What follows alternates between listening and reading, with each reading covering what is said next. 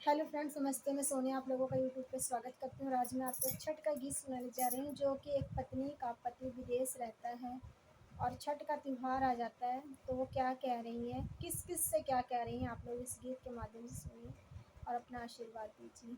सूतला रानिया टरिया, मन में करी हम विचार, मन में करी हम विचार।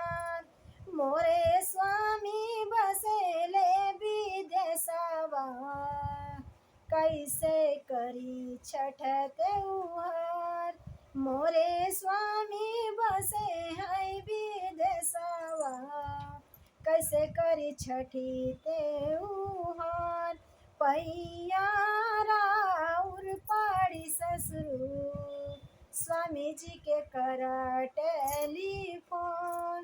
पैया पड़ी ले ससुर जी, स्वामी जी के करा टेलीफोन।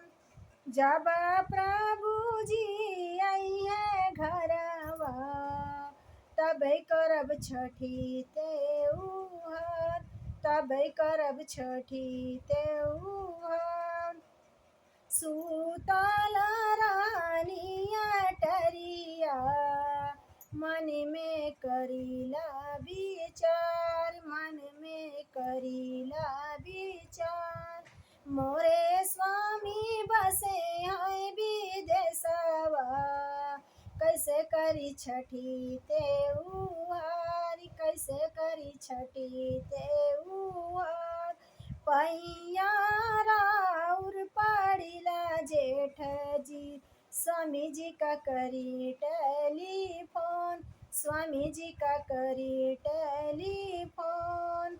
जब प्रभु जी आइए घरवा, तब करब छठे त्योहार, तब करब छठी त्योहार।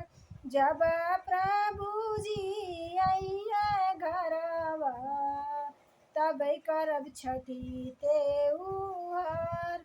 सूतल रानिया टरिया, मन में करीला विचार, मन में करीला विचार।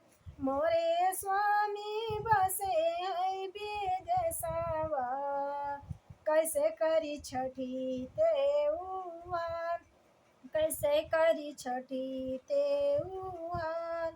पैया तोहरा पड़ी देवरू, करा हमरे स्वामी जी का फोन, करा हमरे स्वामी जी का फोन।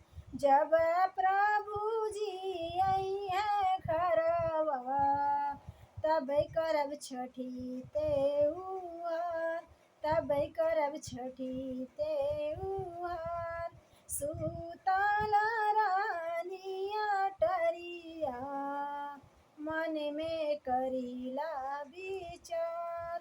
मोरे स्वामी बसे हैं विदेशवा, कैसे करी छठी त्योहार, कैसे करी छठी त्योहार।